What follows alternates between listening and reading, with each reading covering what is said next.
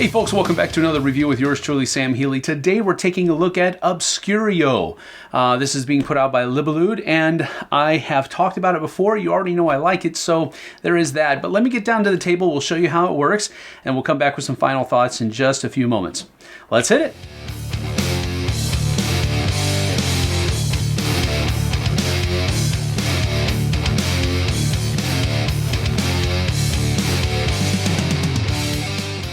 In Obscurio, one player is going to take the role of the Grimoire, which is trying to escape the library, and then the other player is going to take on the role of wizards that are trying to help the Grimoire escape the library, with the caveat being that one of the wizards is a traitor and working against the rest of the wizards to keep them from escaping. Now, it's important to note that the Grimoire cannot speak to any of the wizards. It can only communicate with the wizards with pictures and clues that are going to be given.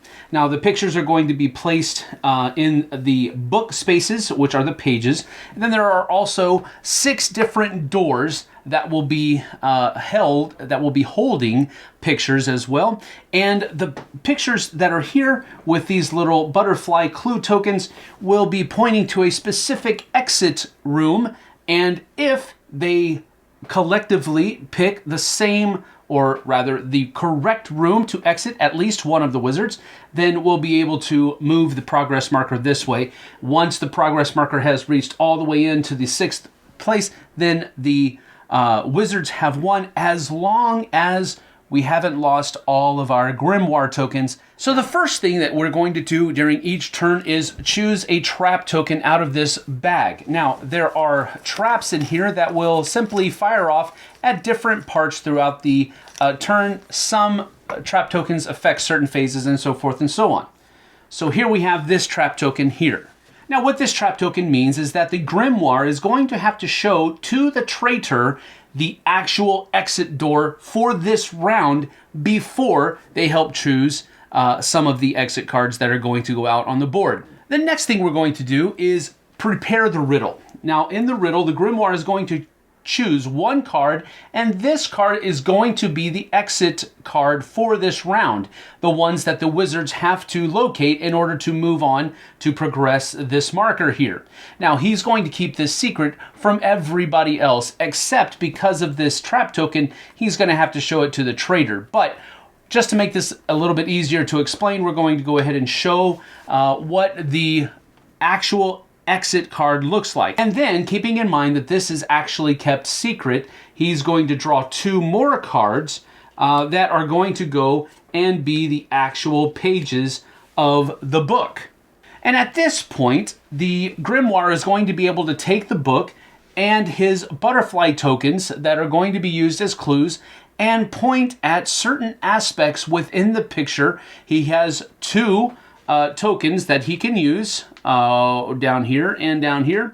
Now, the Grimoire can use these to point to certain elements of each picture as a clue that will point them towards this exit, hopefully. So he can use both on one picture, but he can't have them both pointing to the same element. Or he can use one over here and point it at something inside the circle, and one over here and point it inside the circle. Or he can simply leave it here, meaning that this picture is the clue that's supposed to point towards the actual exit thing. So in this particular case, the Grimoire has chosen to use both of their butterfly tokens on one picture, one pointing to this person that's laying down on their stomach, pointing towards this idea of the person that is kind of laying down kind of, and then the other one is pointing to the sand that is here, because there's a lot of sand in this picture. Now, step 3 is where the traitor is going to be able to choose some cards to be some of the doors. He can choose either 1 or 2 cards to be one of the 6 that are the possible exit points for this round. The first thing that will happen in this round is that the Grimoire will command all of the wizards to close their eyes, and then he will ask the traitor to open their eyes, and because of this trap token, he will actually show the exit card to the traitor at this point. And now the trader will be able to choose 1 or 2 cards from this display, and that will be used to hopefully confuse the other loyal wizards. So, based on the clues that have been given in the book and what he knows the exit to look like, he's going to choose a couple of different cards here. He has to choose at least one, but he can also choose a second one as well. Now, in order to choose these cards, he will simply use his fingers, moving as little as possible, and using his fingers to denote one of the 8 cards that are shown here. Once the grimoire has closed the card holder, he will command all of the wizards to open their eyes, and we're ready to go. At this point, he will add more exit cards to equal 6, and then these 6 will be shuffled and handed to the wizards.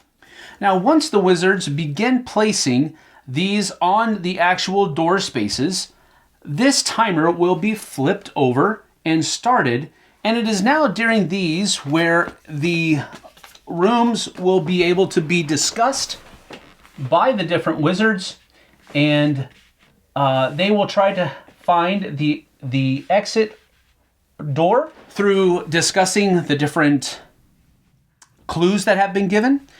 Everybody is able to discuss, including the trader, and this is going to be running the entire time. Now, if this runs out, it will simply be flipped and placed on the second one. And if it runs out again, it'll be flipped and placed again, and so forth and so on. Once all the wizards have chosen where they're going to go and they can stop, or, like I said earlier, this time marker gets all the way over here and runs out, then this round ends, and we have to see if the exit room or exit door has actually been chosen, the correct one. Now, because the wizards took one flip of the timer to make their decision, there's actually going to be +1 trap drawn at the beginning of next round instead of just 1. 1 is always drawn, but the longer you take to determine where you're going to go out here, the more traps will come out on the next round. But now that everybody has chosen, the grimoire will reveal which is the correct exit door.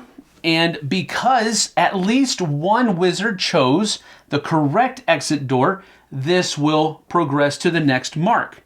But because 3 other people, while spreading out, made it a greater chance for success, there is a problem here, and that simply means that these 3 characters are going to get grimoire tokens because they chose the wrong space. Now, at the end of the turn, of course, grimoire tokens will have to come back to their respective owners, and then all of the tokens are simply moved back to the center of the board like so. But additionally, all of the used cards are going to be taken up, and those are simply discarded. Trap tokens are also going to be added back into the bag and shaken up, and then you begin with a new turn of choosing trap tokens. Now, because they took longer last turn, you're actually going to draw 2 trap tokens this round. So we've got 1 and 2. Now, this trap token has no effect, but this one means that these printed clear sheets are going to have to be placed on top of, and just to give you an effect here, I'll go ahead and put these out. But these are going to have to be placed on top of the printed pages.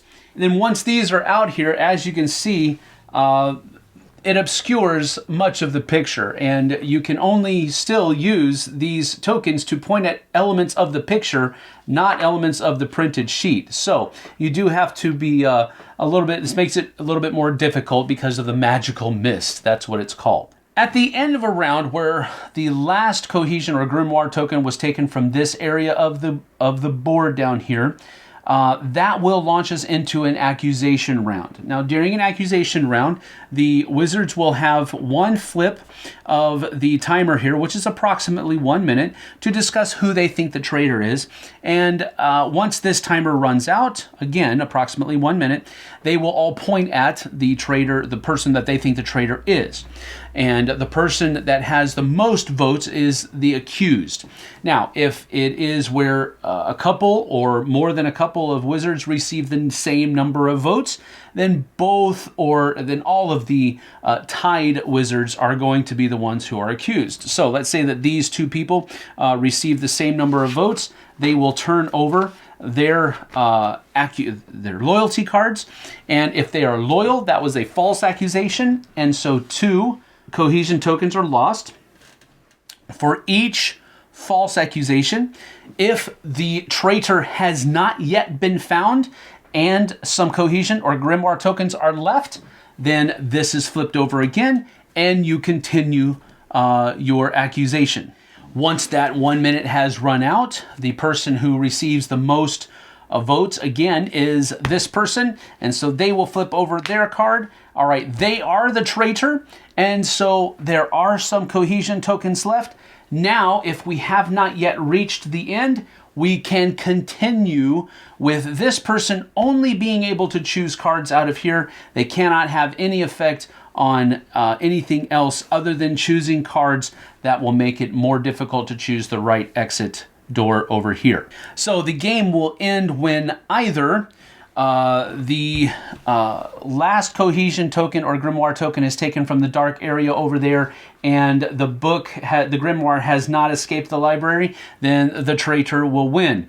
But if the books have gotten out there before all of the cohesion tokens are gone, then the grimoire and the wizards have won. And that's generally speaking how you play Obscurio.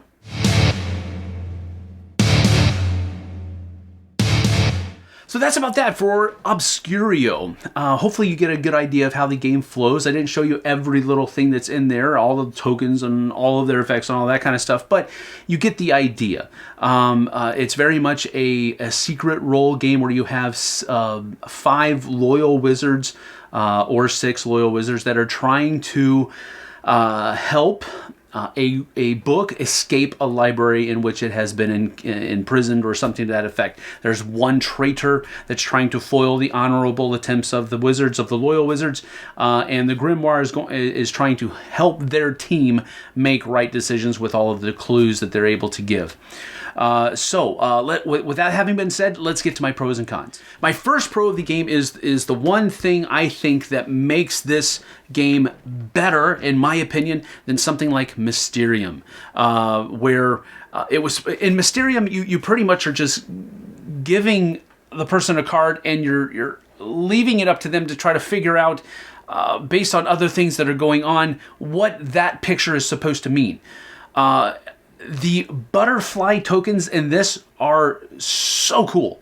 The book, this little thing right here, is really the thing that makes this game better for me than Mysterium, because you have these little butterfly tokens where you can point to a clue that is on each of these different pictures. Now, another cool thing about this mechanism is that it's magnetic, so it actually, you can move this around and it's not gonna mess around. You know, you have to be a little delicate with it, but not really that much. This is a pretty hefty board and it is magnetic, so these things stay on there really, really well.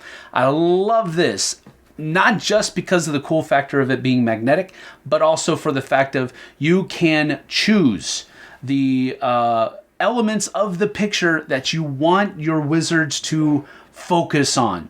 And that makes it fun for the grimoire player, but it also makes it more fun to try to latch on to what the grimoire is trying to tell them as the wizard players as well.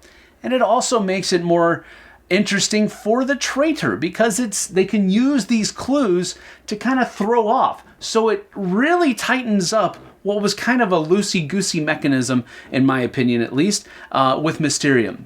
Do the best you can. No. Here are some clues. Use them. It makes it feel much more like Deception, Murder in Hong Kong than Mysterium, and I like Deception, Murder in Hong Kong way more because of the clues that you're given. So this one has pretty much put a death knell in Mysterium for me. Last nail of the coffin. I don't think I'll ever play Mysterium again with this and Deception, Murder in Hong Kong. But I guess that's a little bit more of a final thought. Let's get to my next pro. Now, my next pro of the game is one of the other mechanisms that's employed in the game, and that is the trap tokens that are used in the game, and these are actually really cool. Now, it makes it harder for the Grimoire and the Wizards. That's true. It helps the traitor out a lot, but I like this because, first of all, it puts that time crunch onto the Wizards. They can't just take their time and deduce every little thing, because once you start moving along this track, you have to add 1 trap token every round. If you go here, you're adding 2.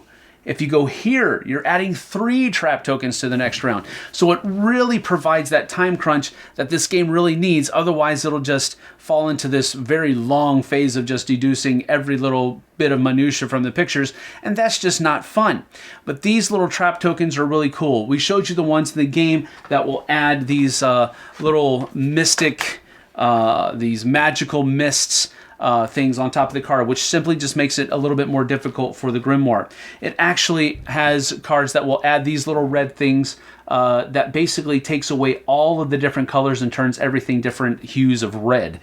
So you can't rely upon colors in that round. There are other tokens that will add a 7th door to the mix. It's just a really neat mechanism, and I really like how this kind of provides a little bit of spice to the game. My third pro of the game is the artwork employed on the cards. Now, you're getting over 84 different cards, and they all have very Dixit-esque kinds of illustrations on them, but the kinds of artwork that is in this is just really good. And I know some of these are probably upside down, but I just want to give you the idea. The artwork is great in this game, and it really makes it pop when everything's out on the board or on the table, however you want to say it. And it just looks really good. The artwork is great, and there is a lot of room for expansion. These cards here only take up about half of one of these wells, and there's 2 wells here, so expansions are probably on the way. But over 80 cards come in the core box. You've got a lot of longevity there. I really like this. It looks great. The look of the board is great as well. I just really like the look of the game. I've already kind of hit, my next pro is something I've already kind of hit upon, but the component quality of the game is great. This is a great component. The cards, while they're circular, they are very well made, and they're not delicate or easily torn up or anything like that. Comes with a sand timer that you'll need.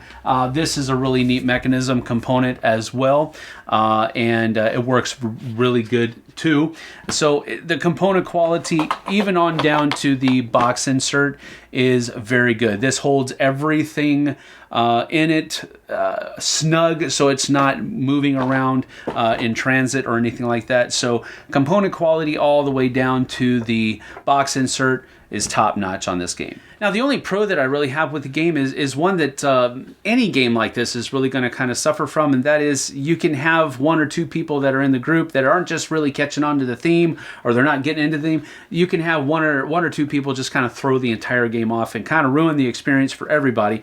Not that those people are necessarily trying to ruin the experience. They may just be oblivious to the fact that that's what's going on, but it can happen, and that has to be mentioned as a con. It does have that possibility where 1 or 2 people can really just throw the balance of the game off and just make it not a fun experience for everybody else. So you do have to be kind of judicious about who you play this game with. If you've got that one person or 2 people or whatever that are very kind of like to browbeat people into making decisions and try to really be overbearing on making sure that people are choosing what they know is the right one, even though it may not be, you might want to steer clear with that group and just play this game with other people. But again, who knows? It just depends upon, maybe it's going to take a player or 2 to find that person in your group that you don't want to play this game with anymore. But it does have that, so I have to mention it as a con. It can be derailed by 1 or 2 players that just aren't catching on or just aren't having fun with it. So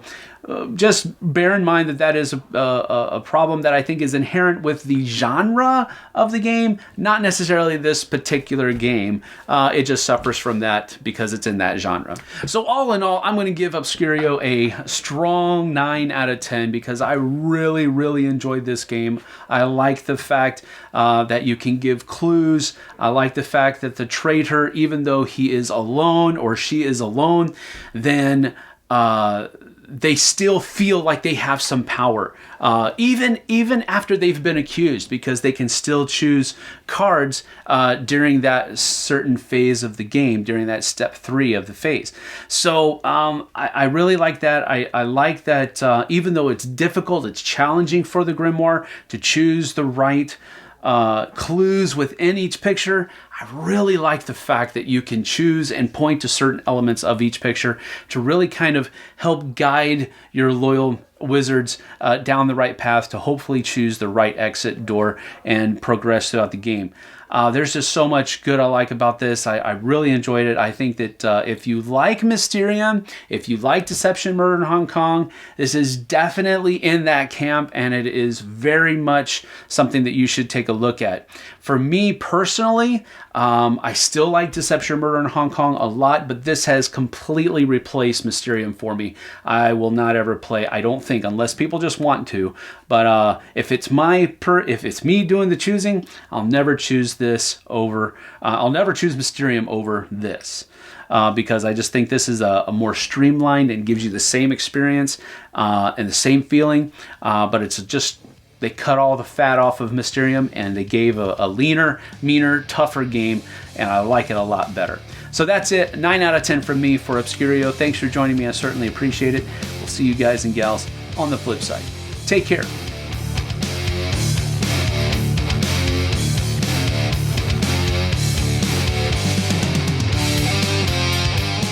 Thanks so much for watching another Dice Tower video.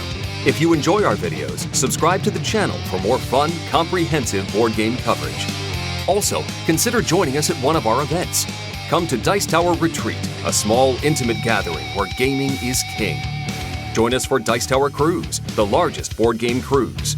Attend Dice Tower West in Las Vegas for gaming fun on the West Coast, or Dice Tower East in Orlando in sunny Florida. Dice Tower Conventions, the friendliest gaming conventions on Earth. I'm Eric Summerer, and you've been watching The Dice Tower.